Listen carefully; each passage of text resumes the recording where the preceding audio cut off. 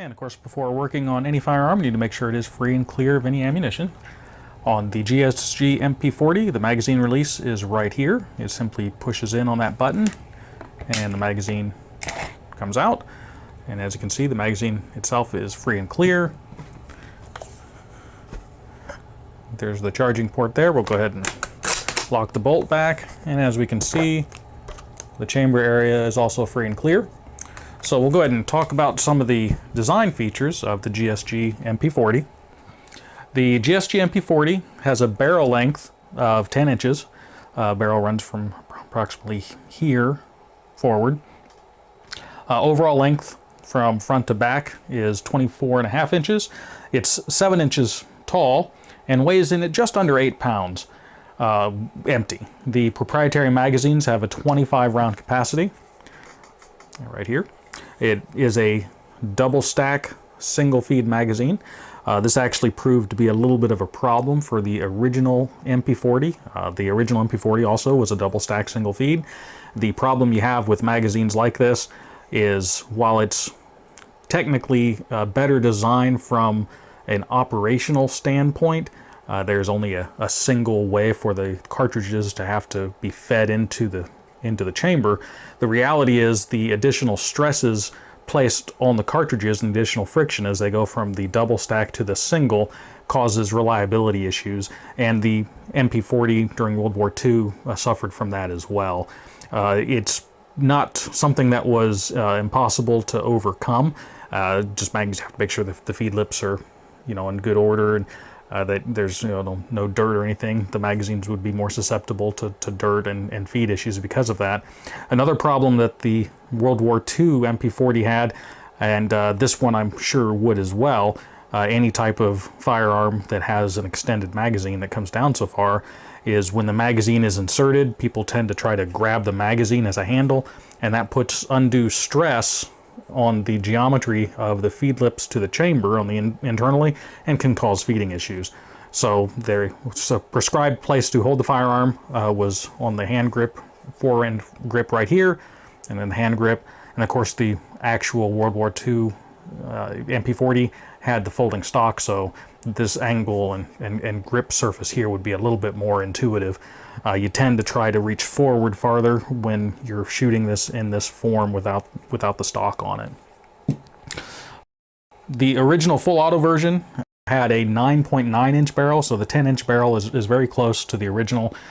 Also, the original was 24.8 inches long. There again, very close to the 24.5 inches of the GSG version. While in outward appearance it's a near copy of the real MP40, the GSG version is different in many respects. From an operational standpoint, of course, it operates as a closed bolt semi-automatic as opposed to the original's open bolt full auto operation. Also, the receiver is cast Zamic as opposed to being stamped steel. The barrel protector right here is cast into the barrel. This is actually a steel barrel insert. What you actually see here is a cast Zamic profile for the barrel, and you can actually see there's a little bit of a seam line that runs down the middle, and this feature is cast into it, whereas on the original MP40, this piece right here, there would be a little extension that goes into that, and there'd be a pin there. This is it's all represented here. It's just not real. This would be a bakelite or an aluminum piece that would go on there, and it was meant to be replaceable. That way you could rest the barrel on a solid surface and it wouldn't damage the barrel. So most all the dimensions are very close, but there's just very slight differences in all the sizes, and there's no parts compatibility between the two. Even the magazine in outward appearance looks identical. All the detail is pretty much the same. These will not interchange either way, so you couldn't use original MP40 magazines with your GSG version, and you couldn't use the GSG magazines with your original MP40, should you be lucky enough to have one. And anyway, similar, as I'd already mentioned, they were double stack single feed with all the problems that has as about, as far as that goes. From outward appearance, however, it's from any distance at all, you really can't tell these apart. They did a really good job in copying the contours and everything. So let's go ahead and take a look at controls and features of the MP40. We'll start from the front and work our way back. On the front, it does have a threaded barrel. The muzzle nut, or thread protector, is held in place. There's a, similar to like an AK-47, there's a little detent right there that you'd push in, and then you could unthread the muzzle nut. It has a hooded front post sight, front slings mount. There's the magazine release. You'd simply push that in to release the magazine. This is our safety control right here. It is a rotary knob that is not real intuitive in operation. It has an arrow on the bottom that points in two directions, front and back. If the arrow is parallel to the firearm, there'll also be a little F right there on the bottom of the wheel. That means it's in the fire position. If you turn it to the side so that the arrows are perpendicular to the firearm, then you'll see there's also a little S, and that's in the safe position. There is no stop to it, so it just sits there and rotates. So you have to kind of know what the condition was in before you turned it to know what condition it's in afterwards, or you'd have to visually look at it. You might be able to tactily tell, tactile wise, the little arrow that comes down, it is raised so you could feel it. So as far as other controls, of course we have our trigger. This is the bolt handle right here. It does have a notch in the top so you can lock the bolt to the rear by simply pulling back and lifting up, like so. And then to release it, you could just lower it down or give it like the HK slap, so to speak. It has a 2-leaf rear sight that you could lift up for further elevation. The sight is adjustable for windage. There's a little Allen screw there that you could loosen that, and then this will move back and forth. And as you can see, this one actually is a little bit loose. I need to tighten that up. I've heard mixed reviews on how well this works. There's a little detent that's underneath that set screw, and if you were trying to just adjust it a little bit, it tends to try to pull it back into position. So I don't know how successful you'll be actually being able to adjust that. And this assembly is made out of plastic. So as far as disassembly, first thing you want to do is make sure that the hammer is in the forward or uncocked position, and you'd want the bolt to be in the forward position to take the spring tension off. So we'll go ahead and bring the bolt forward, release the trigger to release the hammer on the inside. It does have an internal hammer. We'll take a look at that here in just a second. The takedown pin is right here, and there is a little E-clip on it, so you just need to pop that E-clip off. This particular one, it just pops right off. There's not a whole lot of tension on it, so just take that off. The pin itself, in this particular example, you do have to kind of tap it out with a punch. There is quite a bit of spring tension on it between this upper receiver and the lower receiver. The internal spring pushes against the rear of the lower receiver, so there is spring tension between the two parts. So if you would just magically pop the pin out, the spring would kind of push those parts apart. So you need to make sure you kind of hold it together when you're taking the pin out. So we'll go ahead and tap the pin out a little bit.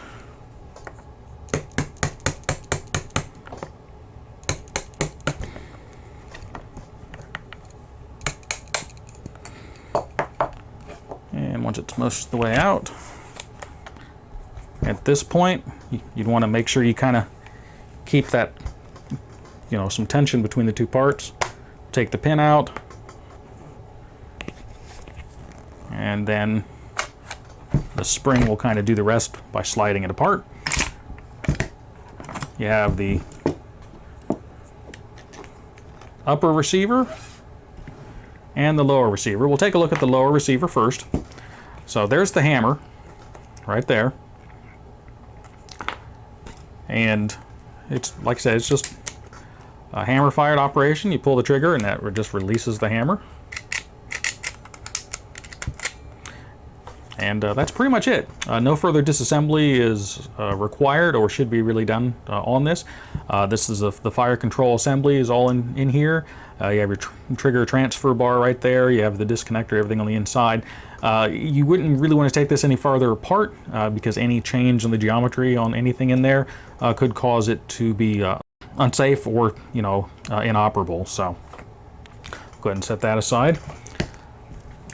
The upper receiver, at this point, you can remove the recoil spring, and this is a little plunger body. We'll take a look at that in just a second. The bolt handle can just lift off. It's held in place with a little detent ball, and there's a groove in the pin. You can then slide the bolt out. So this is the bolt assembly. The spring goes on that like this, and then this is inside on the inside, and then this spring guide will go inside this piece here on when it's fully recoiled back. So as far as the other parts here, we have our firing pin right there. The hammer goes into this notch right here, hits the firing pin on the back, which would then protrude out of the front to fire the cartridge. That's our extractor right there. That would grasp onto the rim of the cartridge to extract it. On the upper receiver, let's see if we can get a visual here. There's our ejector right there. That little shiny piece is the tip of it. And when the bolt comes back, it pulls the cartridge. That hits the other side from where the extractor is, and it just pops the cartridge out. Then when the bolt goes back forward, it takes a fresh cartridge out of the magazine and feeds it into the chamber. That's pretty much all there is to it. This is as far as you'd want to disassemble this. And there again, any further disassembly, it's not really required for anything. You can get access to everything you would need to clean at this point. So at this point, you would just want to clean everything down, wipe it all down, and then reassembly is just the opposite. You get your bolt, and it slides in. I'll just, so you know, these little rail sections right here, right there, and even this top like section, all keys into corresponding grooves on the inside of the upper receiver. So you would just line those up, and it just slides into place. You can go ahead and pop your charging handle back in. Just make sure it slides back and forth freely. Put your recoil spring on, make sure it goes over that post. And of course it should go into the hole in that there. Now there again, this can really only go together one way because it's not fully round or circular. So that'll go in there. Now comes the part where you have to kind of hold this all in together and juggle it back into the lower receiver. I found the easiest way to do it is to kind of hold this end up on end. You can go ahead and push the recoil spring in.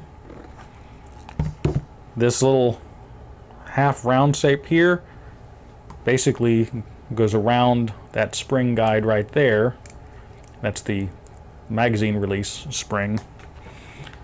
So it kind of goes in like so, and then you have to lift up on it to clear. So basically at this point you're like this, then you just pull down on it and then just pull back. Line up the hole, put your pin in, reinstall your E-clip, and you're reassembled.